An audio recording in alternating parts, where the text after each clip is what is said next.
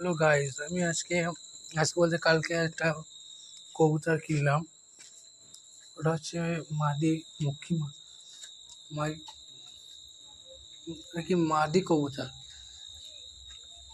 মুখী কবুতর।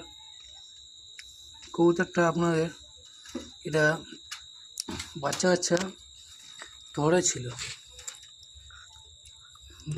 আমি আমার কাছে রেখে দিয়েছিলাম। তারপরে আমি খোঁজ করলাম, খোঁজ করে দেখলাম একটা আমার বন্ধুরই কবুতরটা দেখুন।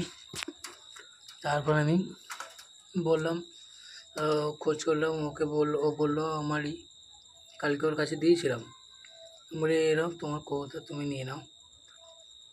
তা আমি বললাম, ও বলছে এরকম টাইম লাগবে, পালকগুলো নষ্ট হয়ে গেছে।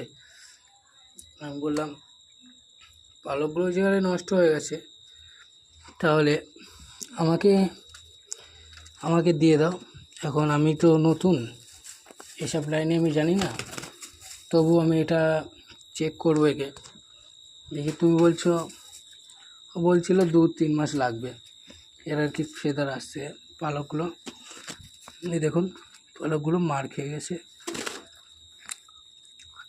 আমি বললাম ঠিক আছে, তাহলে দাও আমাকে, কত নিবে। পরে দাম দর হলো 200 টাকা। বলেছিল আমি 300 টাকায় কিনেছি, এক পিসি কিনেছিলাম, আর আরও আছে ওর কাছে। ও এক পিসি কিনেছিল মুখী, আর এক পিস পাইনি বলে ও রেখে দিস। কবুতরটা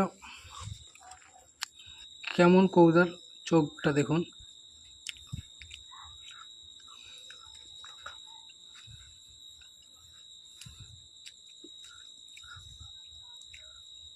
দেখুন,